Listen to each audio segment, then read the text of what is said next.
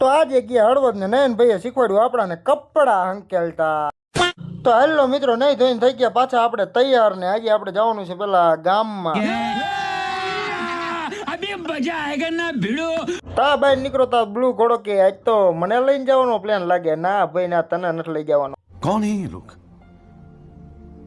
कहां से आते? તો આપણે 4 ટાંગા વાળાને મૂકો પડતો ને આપણો 2 ટાંગારો કારો ઘોડો લઈને નીકળી પડ્યા.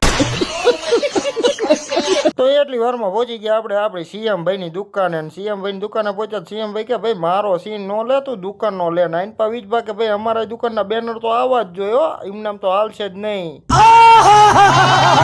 તો આપણે રાખી દીધું એમનું માન ને આ છે આપણા વિજયભાઈ ની દુકાન માનધાતા ગાર્મેન્ટ ને આઈન પાસે આપણા સીએમ ભાઈ ની મન મંદિર રેડી માર્ટ. તો જેને કપડા લેવા હોય પહોંચી જ જઈજો.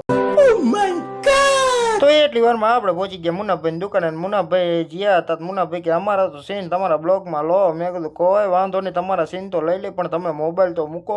એ કે બાપા લેણા વાળાને ફોન કરું, લેણા વાળા લઈ ગયા પણ પૈસા નથી દઈ જતા. અહીંયા તો ભૂખ મરવા આવી ગયો.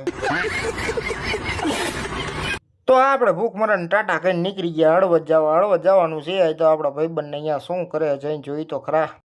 તો આપણે હળવદ પહોંચી ગયા નયનભાઈ દુકાન. જ્યાં નયનભાઈ જ્યારે જો અત્યારે કપડા જ હંકેલતા હોય, એના સિવાય તી કે મારે કઈ બીજો ધંધો હે ને, આખો દી હું કપડા જ હંકેલું.